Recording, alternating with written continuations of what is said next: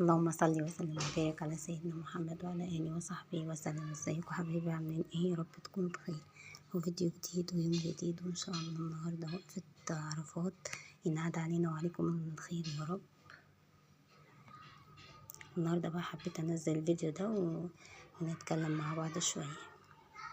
كنت يعني اعمل روتين التلاجة في يوم وقفة عرفات، فقلت انزل الفيديو ده ونتكلم مع بعض شويه.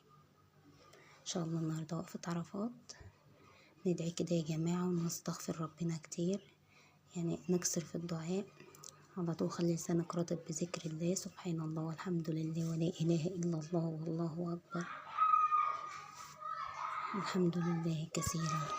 خلينا كده على طول يا جماعة يوم وقفة عرفات اللي له دعوة كده، إن شاء الله ربنا مش هيعدي اليوم ده غير ومحقق لنا كل اللي بنتمناه يا رب.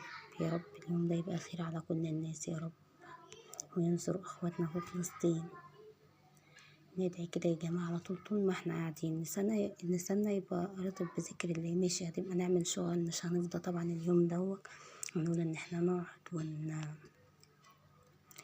ونبقى على طول يعني ماسكين مصحف ولا حاجة عشان طبعا الشغل. لا، نخلي لساننا بقى على طول سبحان الله والحمد لله ولا إله إلا الله والله أكبر، واستغفري ربنا كتير، استغفري ربنا كتير كتير كتير. طول ما انتي بتعملي الشغل على طول استغفر الله العظيم رب العرش العظيم على طول كده.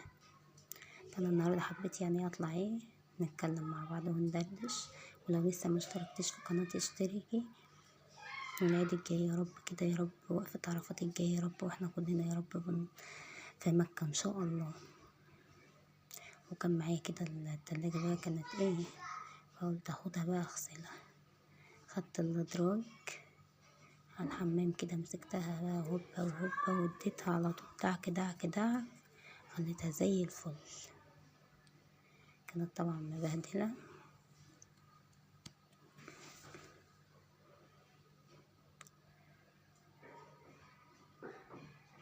وشغلي عندك على طول يعني النهاردة قناة مكة المدينة، لبيك اللهم لبيك لبيك لا شريك لك لبيك. والله العظيم يا جماعة، يعني وانتي بتفرشي كده ولا بتكنسي شغلي على طول، انتي هتلاقي مع نفسك انتي بترددي.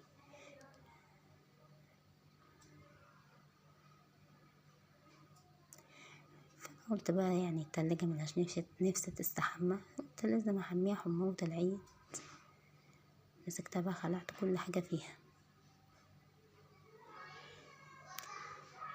وحطيتهم كده في البانيو بتاع مريم، وكان جنبي بلاستيك عشان برضو هدلق واشطف على طول.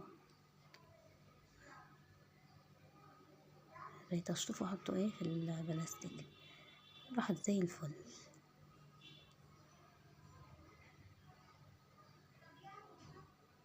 شجعوني بقى باللايك والكومنت الحلو، ويا رب ما يعدي اليوم ده غير ومحقق اللي احنا بنتمناه يا رب. يرزقنا الصحة والستر والعافية، واهم حاجة الصحة.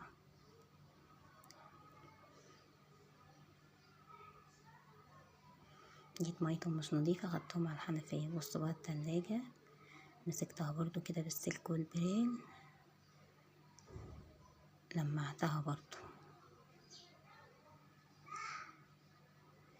غسلتها بقى كويس بالبريل والسلك. ما كبتش فيها مية كتير، مسحتها كده بقماش.